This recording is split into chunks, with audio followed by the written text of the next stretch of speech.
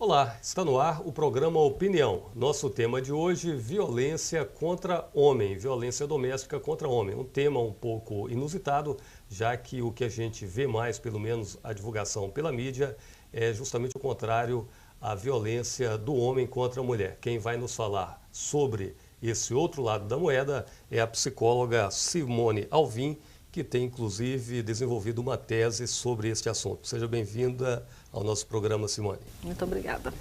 Bom, eu começo perguntando para você a respeito dessa situação, né? A ideia que se tem é que o homem, até por uma questão de estrutura física, geralmente ele é que comete a violência contra a mulher. Mas você tem esse estudo de uma tese que tem acompanhado casos de mulheres que praticam violência contra homens. Eu queria que você relatasse um pouco sobre como começou esse trabalho e o que você tem constatado nessa pesquisa.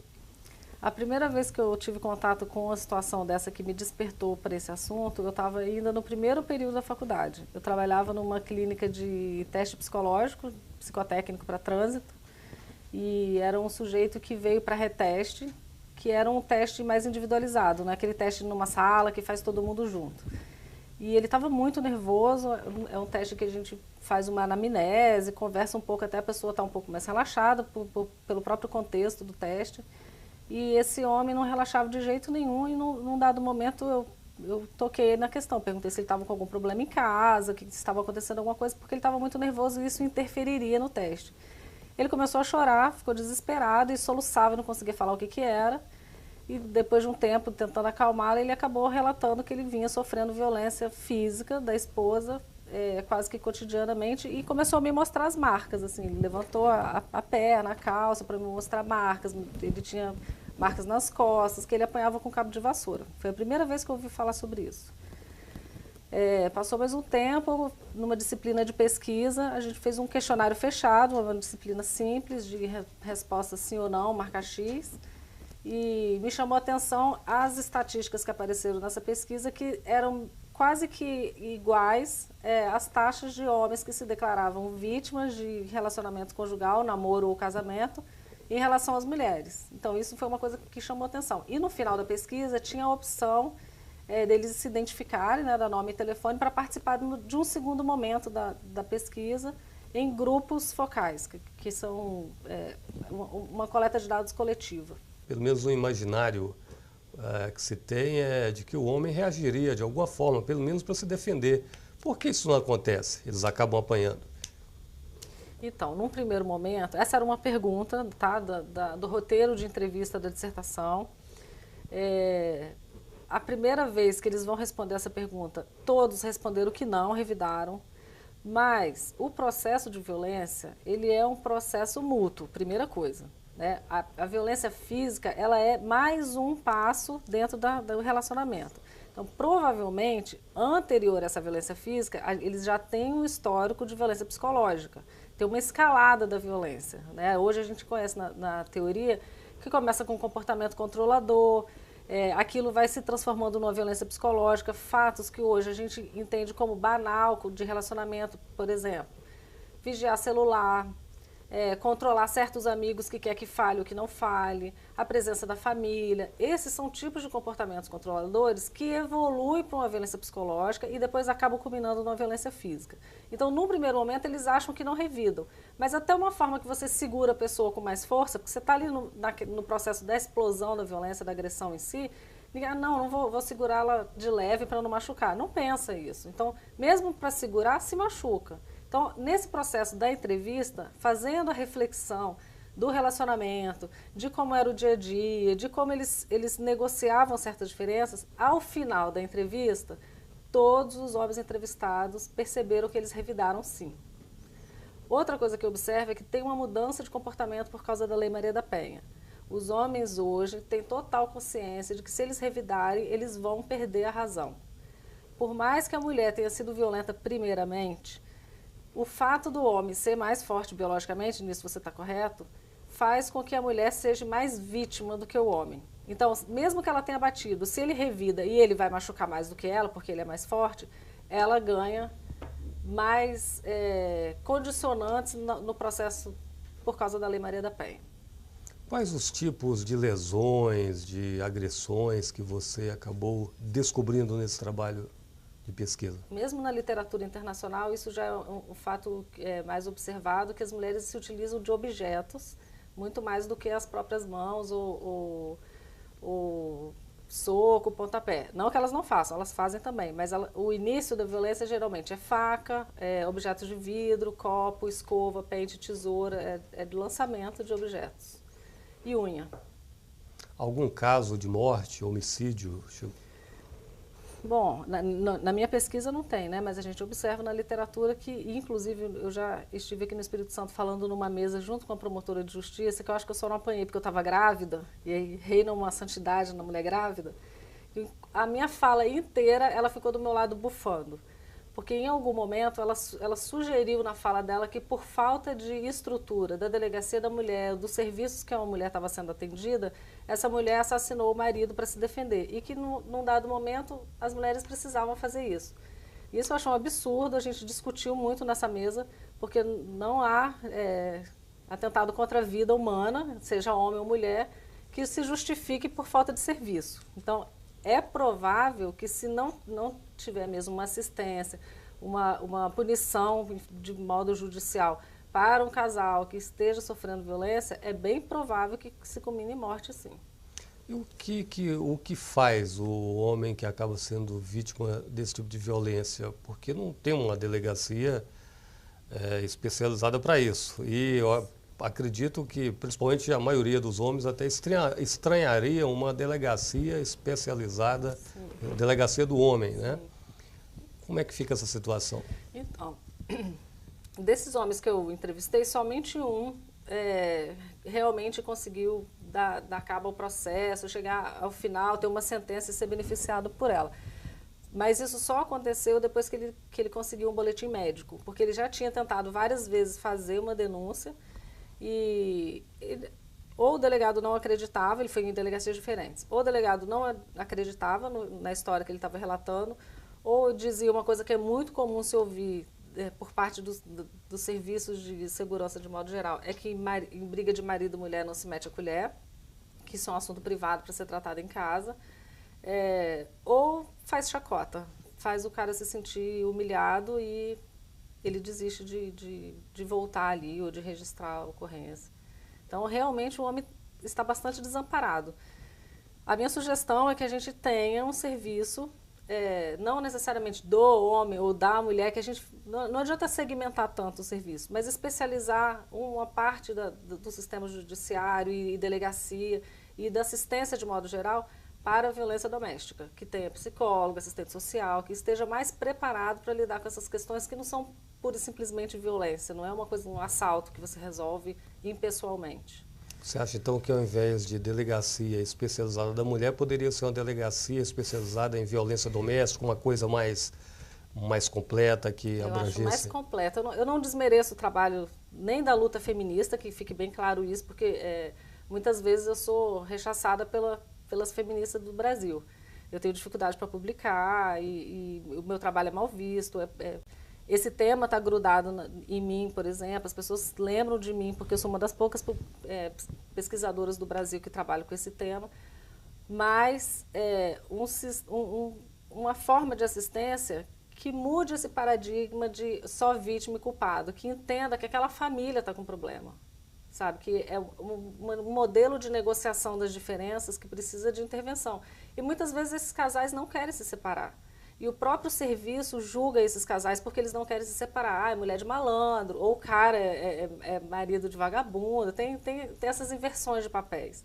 Muitas vezes eles estão querendo ajuda, eles se amam. Isso não quer dizer que não se ame. O que é um contrassenso também, porque amor e violência não combinam. Mas muitas vezes é uma dificuldade de resolução das diferenças, independente de se amar ou não. Muitos casais continuam juntos, apesar da violência, e conseguem superar isso.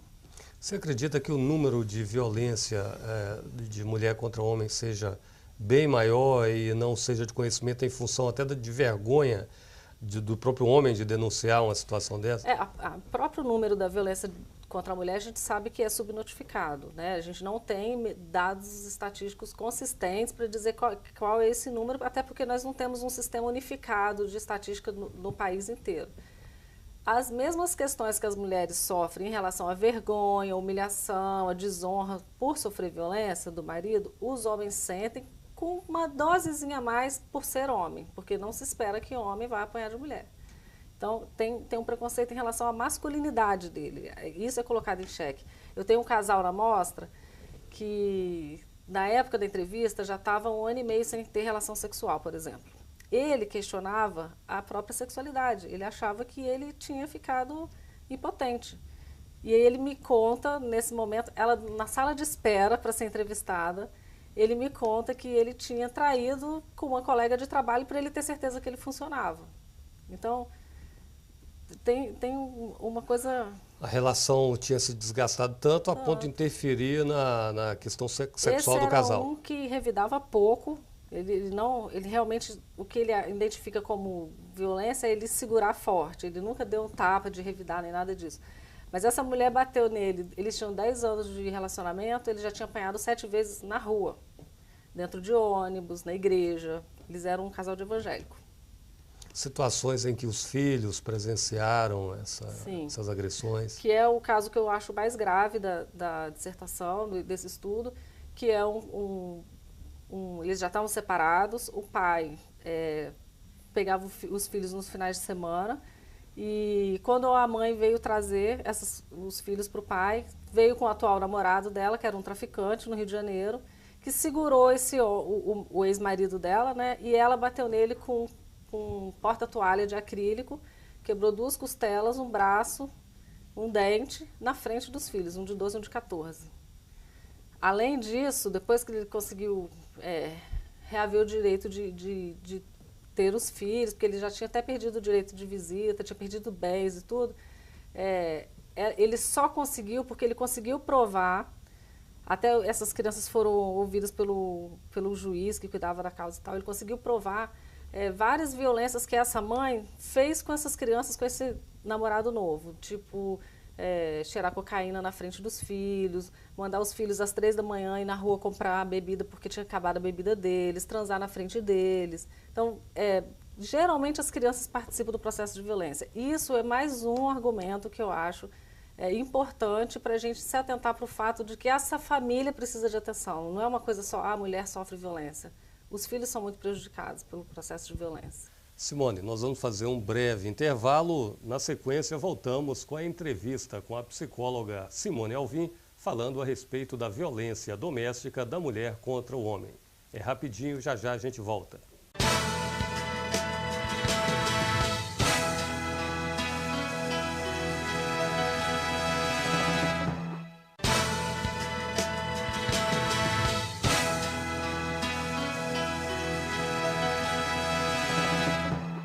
Estamos de volta com o programa Opinião, hoje entrevistando a psicóloga Simone Alvim, falando a respeito da violência doméstica da mulher contra o homem.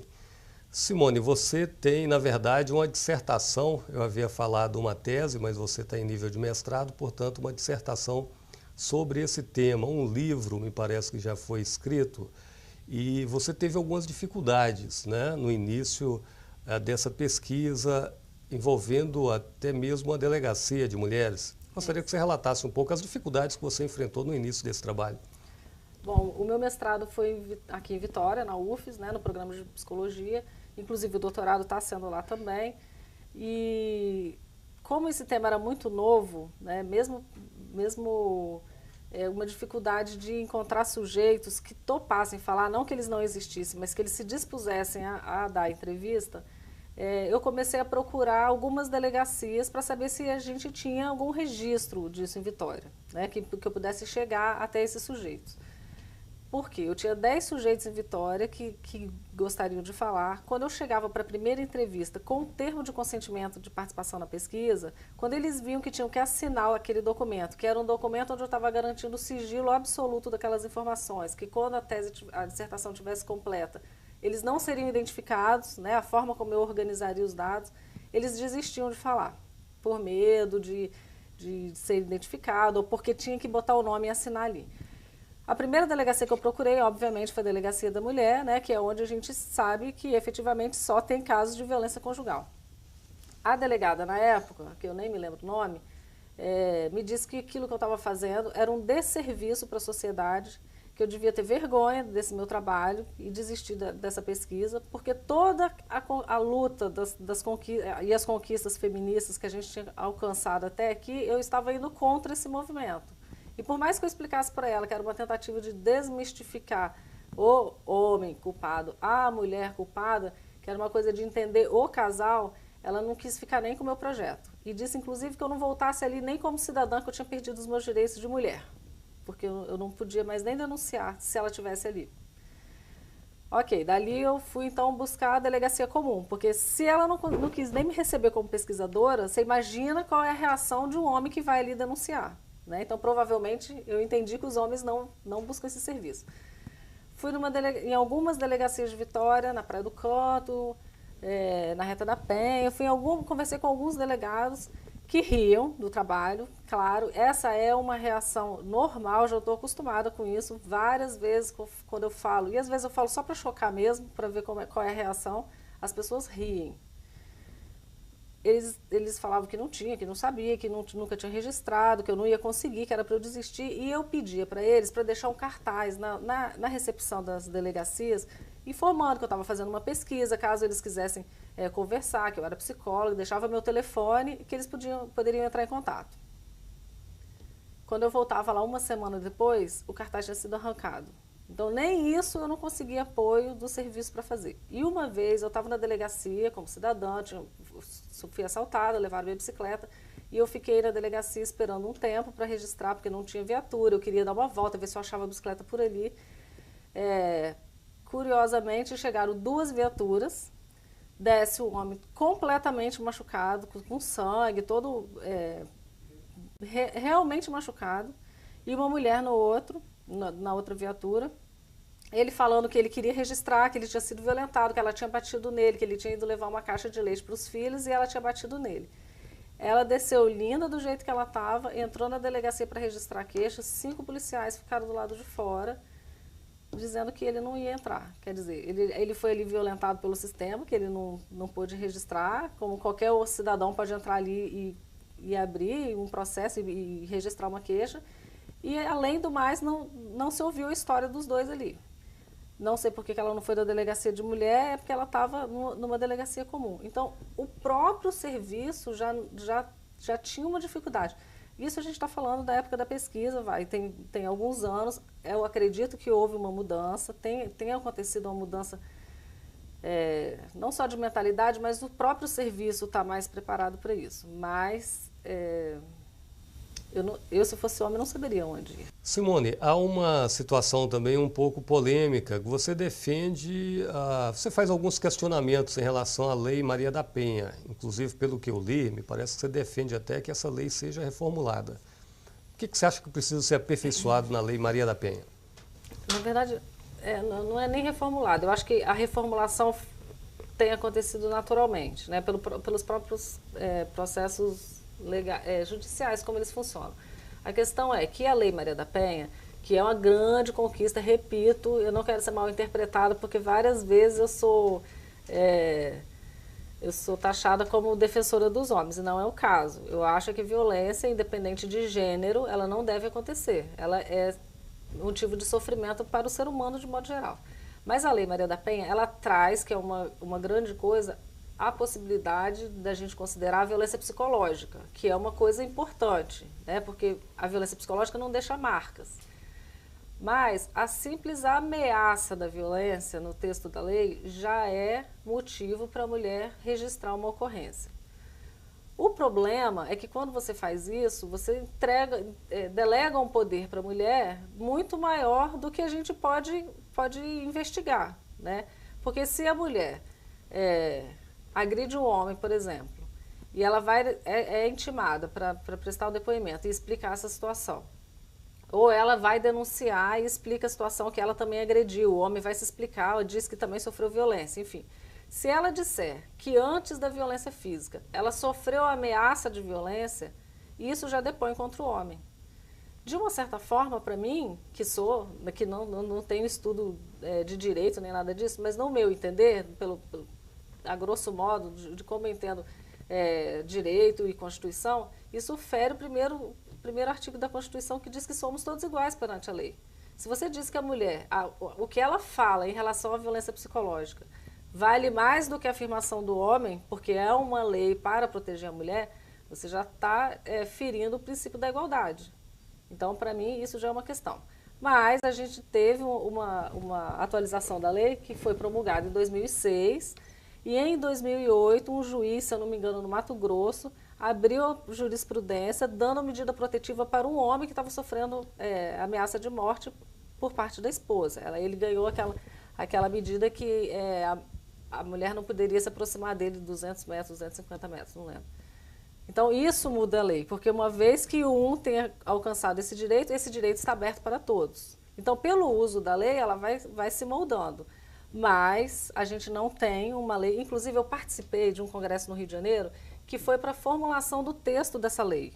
Um congresso foi organizado, inclusive, por esse instituto onde eu fiz a coleta de dados. Quando aconteceu aquilo da delegacia, de não conseguir sujeitos aqui, eu acabei indo buscar fora do estado alguns serviços que tinham essa possibilidade de atender homens, que é o Instituto NOS, no Rio de Janeiro, que organizou também esse seminário com várias entidades do Brasil inteiro, promotores de justiça e pessoas, vereador, deputados, pessoas que ajudariam a elaboração desse texto. Eu tinha, sei lá, 24, 23 anos, eu já tinha defendido a dissertação e tinha acabado de publicar o livro. Foi no ano que eu publiquei o livro. E, num dado momento, eu pedi o microfone para falar, que era uma coisa bem democrática, todo mundo ia lá e falava o que pensava. E eu fui defender exatamente que, já que a gente estava ali, escrevendo uma lei, uma forma de impedir violência doméstica, principalmente contra a mulher, porque o texto, até o nome do evento era Seminário de Elaboração do Texto de Violência contra a Mulher. Que a gente pudesse, então, já nesse momento, ter uma mudança de perspectiva e enxergar a possibilidade do homem também ser vítima ou da gente enxergar a violência doméstica, efetivamente. Porque a violência doméstica está diretamente ligada à mulher. Quando você fala no Brasil violência doméstica, a primeira coisa que vem à cabeça é violência contra a mulher. E não é só isso que acontece. Naquele momento, eu fui vaiada por 1.500 pessoas que estavam no auditório e nunca mais me deixaram pegar o microfone. E eu era uma menina. Então... Simone, falando em vaia, me parece que em algumas palestras que você faz também, você faz palestras em universidades e tal, já houve, de vez em quando ocorre a situação de as pessoas não gostarem, né, principalmente as mulheres e tal, a situação assim de as pessoas criticarem o seu trabalho nessas palestras? Acontece muito. Eu acho que sempre acontece, nunca aconteceu um lugar onde eu vou falar que não tem polêmica. Não tem aqui hoje porque não tem plateia, porque senão você ia enxergar isso de frente.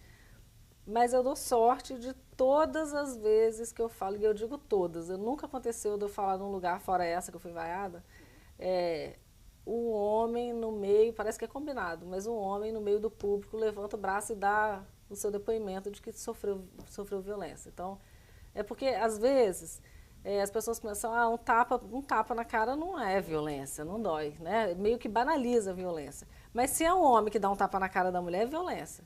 Quer ver um teste? Que eu faço, inclusive eu fiz muito com os meus alunos, na época que eu dava aula de metodologia de pesquisa. Pega uma novela, elege uma novela e assiste essa novela por 15 dias. Anota quantas vezes uma mulher bate no homem. É super normal, isso não é nem questionado, isso não vira nem uma polêmica. Agora pega uma novela da raquetada, para você ver a polêmica que é, a violência contra a mulher, como aquilo vira mídia, vira assunto. Então, tem uma diferença também em como a sociedade aceita e como ela não aceita. Mas, por sorte, quando esses homens levantam a mão no meio da palestra, meio que dá uma acalmada, porque as feministas me odeiam. É como se um tapa de um homem no rosto de uma mulher fosse um desrespeito e o contrário não. O contrário não, porque o homem é forte, né, biologicamente, afinal de contas, ele pode aguentar um tapa, né, aquilo não é violência. E é uma coisa que assim, me preocupou por muitos anos, porque eu sempre tive dificuldade na minha pesquisa, desde a graduação, que ela começou na graduação, né, que a gente falou antes. O Brasil não tem literatura sobre isso, né? E é incrível, porque é um país super libertário, democrático, o país do carnaval, que aparece todo mundo nu na televisão, no carnaval. Não querer enxergar essas coisas e não ter produção teórica sobre isso.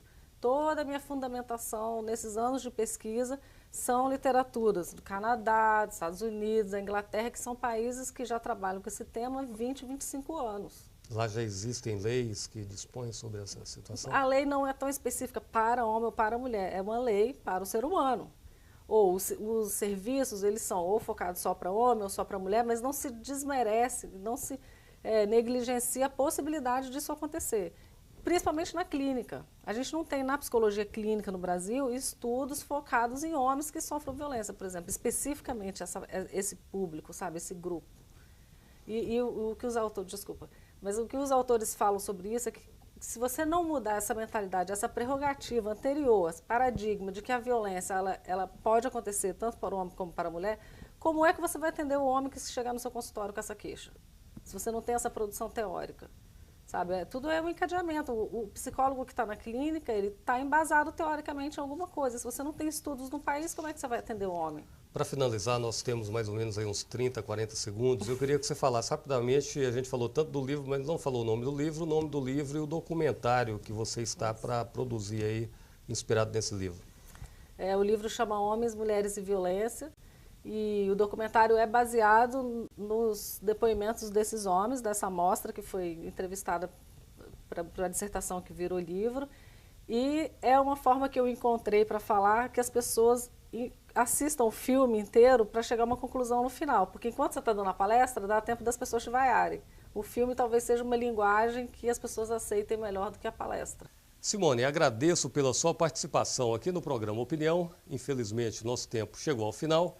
A você que nos assistiu, obrigado pela audiência. Lembrando que este programa pode ser visto também através da internet, pelo site www.al.es.gov.br. Até uma próxima oportunidade.